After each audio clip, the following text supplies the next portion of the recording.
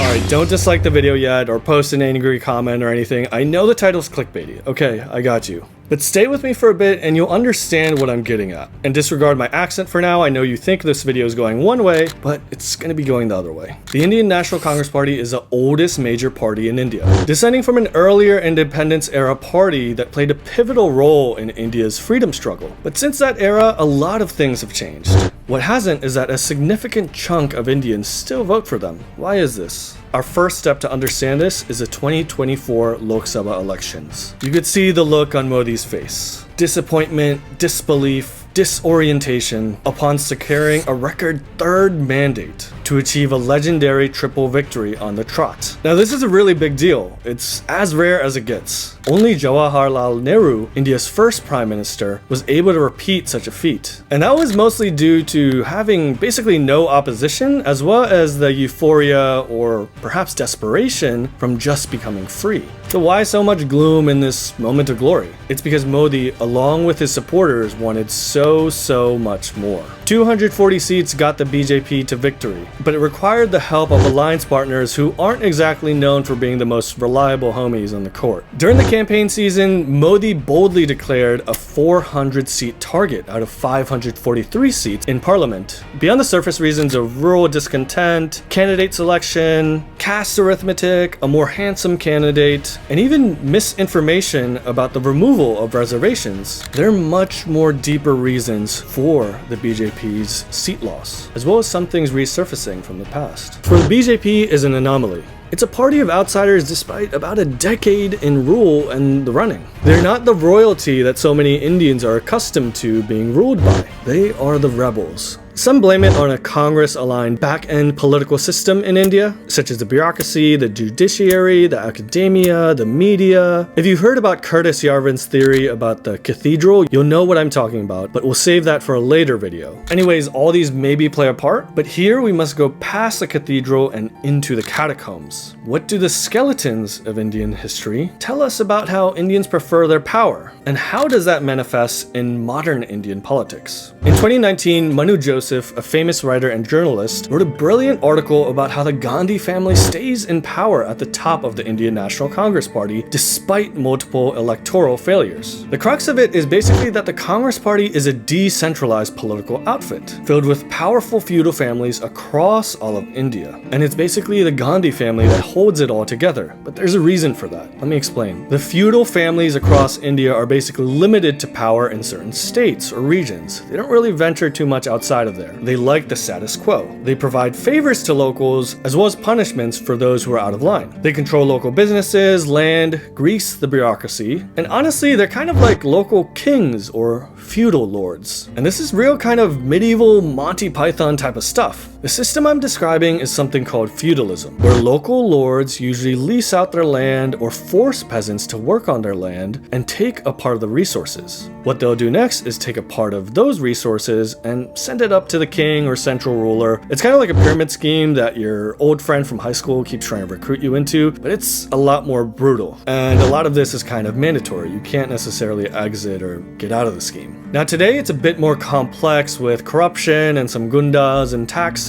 and all these different kind of modern factors that do have a bit of analogies in the past. Still, it is different. What you do need to know about India today is that there are a lot of elements of feudalism still operating across it. Doesn't matter that we're in the 21st century, this is what it is. Now these local feudal families, they'll act all posh and petite and really nice in public campaigning about social justice and equality and all these, nice flowery things. But once they get back to the village gully, they'll be rambling and roving and hierarchical mafiosos. If you've seen like Gangs of Wasseypur or Narcos or Gangs of New York, there's a lot of parallels that you'll see within the feudal political party dynamics in India. But what happens when someone tries to challenge them? Remember, this is a democracy, so they can't go around swinging their sword like it's medieval times. Now they need allies. If you want things to stay the same, if you want to go back to the good old days, you gotta go with the Congress Party. No other party can oil the wheels of bureaucracy and the judiciary and all those little small pains you have during the middle of the day because of a corrupt government. The Congress Party is the grand old party of India. It is the Indian GOP. That is because it is the party of the establishment. It's been in power in multiple states for almost 8 decades. It is a perfect fit for the stagnancy and stupor of feudalism. This is a party not interested in national evolution, but local extraction. And of course, the organizers of this party are specialists in this type of endeavor. The first familia, the Nehru-Gandhi family. This is a family that glues together the Congress Party. But why exactly is that? This is something you've probably been wondering this whole time. Well, when it comes time to select the leader of the Congress Party, a deadlock emerges between all the feudal families. Remember, these families are basically limited in their influence in their own states or small regions. Each family thinks that they should be the first choice. But again, they're not really pan-India. They need someone who is. And they're not okay with playing second fiddle to another family. In comes the first familia. The Gandhi family is not really tied to a single location in India. They have networks across India. They have connections abroad. They're fine with laying back and letting these feudal families do their thing. And this is a classic old medieval feudal mechanism that we've seen in the past. Kings did not really have to change things or do reforms. They just had to keep the people happy, and when I mean people, I mostly mean these feudal lords. And this is different in a democracy where sometimes constant change is required or constant improvement. There is an idea of moving forward. But anyways, as I was saying, because of all these aspects of the Gandhi family, they basically become the second choice of everyone. Now, whether you're doing ranked choice voting or not, eventually this second choice of everyone is eventually going to become the first choice. The Gandhi family becomes the candidate of consensus. Now, this process isn't a new thing in India. It's actually pretty old, and kind of the default. In an absolutely fantastic article by Kalchiron, the phenomenon of Jagirdars is explained. This is part of the ancient feudal system of India. These are basically the feudal lords. From the age of the sultanates and probably even prior, India was ruled by small autonomous strongmen, come chieftains, come kings, who would pledge their loyalty and their fealty, as well as their revenues,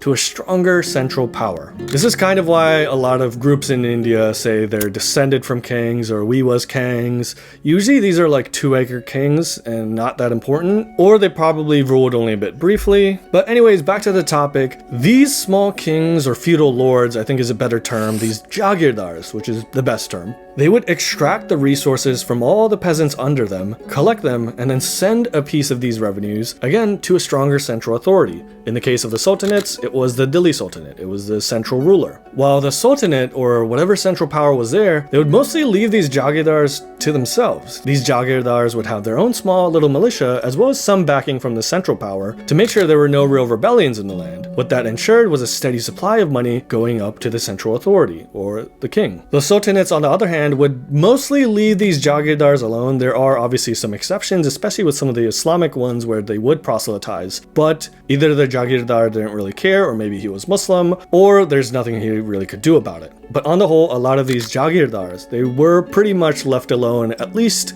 economically, and in many cases politically. They had a lot of autonomous rule in their locality. That's the main point I want you to get here. Now, you're probably seeing how the system is similar to the Congress Party today now. Those who sought to upend this system would first have to become a part of it and tame it. By the time one was entrenched in it and wanted to overturn it, the Jagirdars would be roaming one's courts, one's camps, one's coffers, as essential cogs of a once promised machine of change. If upset, the selfish and cynical Jagirdars would gladly betray their new uppity master to return to the consensus of old. This is actually said to have happened when Shivaji Maharaj and Sambhaji Maharaj tried to overturn the system during the early days of the Maratha Empire. After they shattered and scattered the old Mughal patron, there was a void to fill. Shivaji and later Sambhaji would try to work with this system, but also found a lot of allies within the lower rungs of society, as well as certain political rivals to the Jagirdar within society. So you see this kind of horizontal force that's grinding against the Jagirdars, as well as this uprising against them. Now, the Jagirdars didn't really like that, and this would culminate with the brutal betrayal of Sambhaji Maharaj by some perturbed Jagirdar families. And keep in mind, this was in the middle of a conflict with Aurangzeb and the Mughal crown, where some of the worst atrocities in India were being committed, and an existential threat to the Marathas had arisen. You could see the level of selfishness and division within society at this point. But luckily, as well as kind of unfortunately, the Maratha descendants of Shivaji and Sambhaji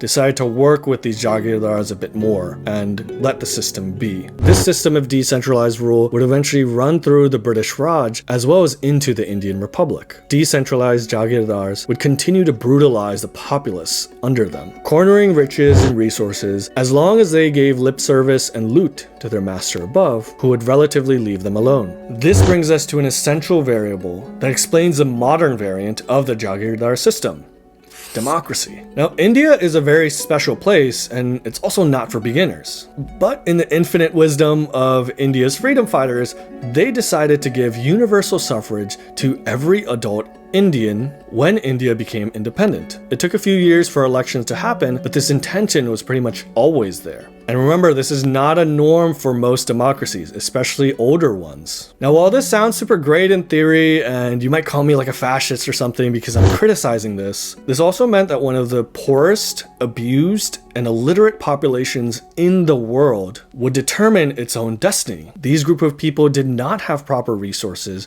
did not have proper understanding of governance, and were particularly still entrenched in this feudal system. What could go wrong?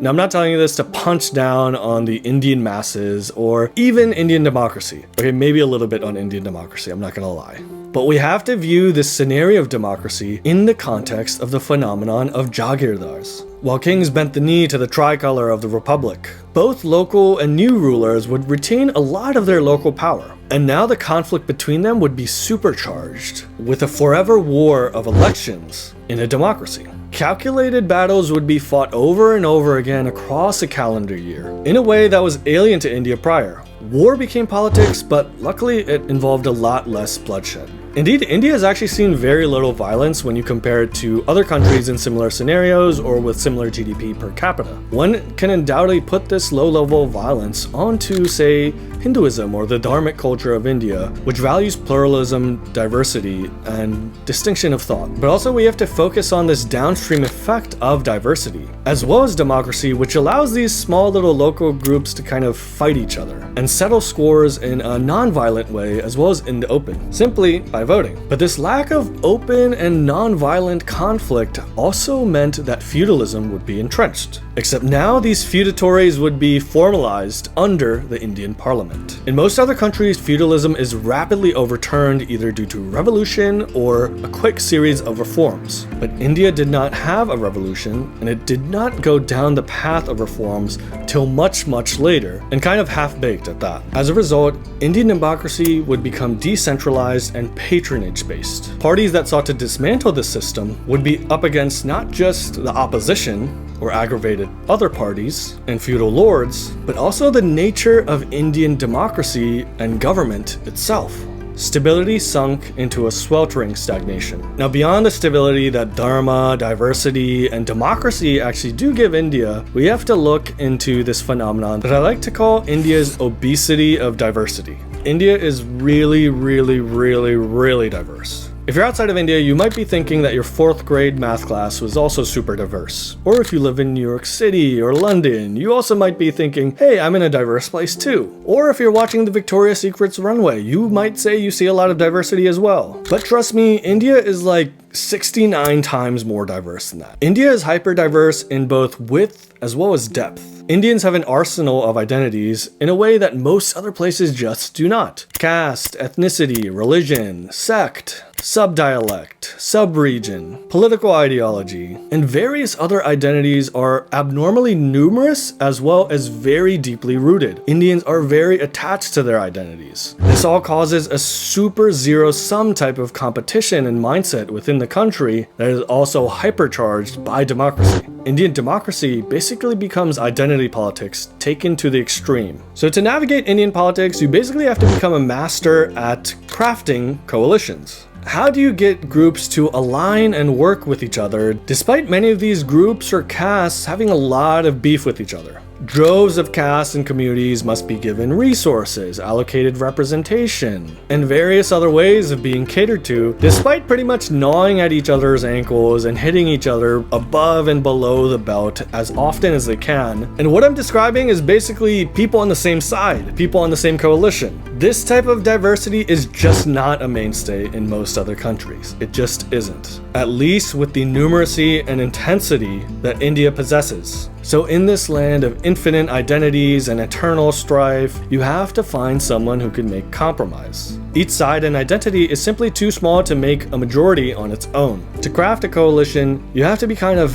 amorphous and reflective. You have to be sweet-talking. You have to tell a side exactly what they want to hear. And you have to show yourself as kind of neutral. This environment is ripe for something called the Stranger King. Yes, I said Stranger King, not Stranger Things, but I love Stranger Things too. Though there's no crazy like fourth dimensional aliens, so don't get your hopes up here. The Stranger King theory was developed by an anthropologist named Marshall Salins during his research on colonialism, specifically in Indonesia and Oceania. He observed a scenario where warring tribes would be in a heated conflict, sometimes for hundreds of years. That is, until Europeans came. The Europeans would pretend to just be interested in aspects of commerce and trade, and eventually even broker a peace deal as a negotiator between these warring tribes. For a time, there was a period of peace, and many of these tribes, they got into a sense of security. The Europeans were seen as a neutral force, not necessarily partial to anyone, but soon Europeans would start to favor certain tribes, or arm them with the shiny new European technology, or put more of them into their administration, all the while they would import their own soldiers as a form of security. You already know the end point of this. Do I really need to tell you more? But I'm going to tell you anyway because it's important to understand. Soon strange people would come from a strange land and find themselves becoming the kings. The Stranger King would rule, and a group of feudal lords would be underneath him who also help enforce his will with an iron fist. In the myopia of conflict, eventually all tribes would become colonized, exploited, and subjugated. Now back to India. While the BJP has been doing very well lately, it's not viewed as a neutral party necessarily. Historically, it's been branded as an upper caste party of Brahmins and Baniyas. Sometimes it's called a Hindi heartland party or North Indian party. Recently, it's seen as a conniving project of those pesky West Indian Gujaratis. Modi himself has been attacked for his caste, and especially for being a Gujarati. Now, what does the Congress represent? The Congress is actually fairly amorphous and neutral. It is a broker. While you could say the Congress really does represent Muslim interests at the forefront, it still doesn't possess the image of favoring a certain Hindu caste or a certain region. Thereupon, it does become a fair broker between Hindu castes for some people. Think back to the era of the Mughals and the Sultanates, where a Muslim central power would rule over all these Hindu feudal lords. This isn't the exact same scenario, but there are similarities here. The common thing is that many Hindu feudal groups or castes would be fine working with Muslims if it meant they could one-up their Hindu neighbor group or other caste. Now again, coming back to India,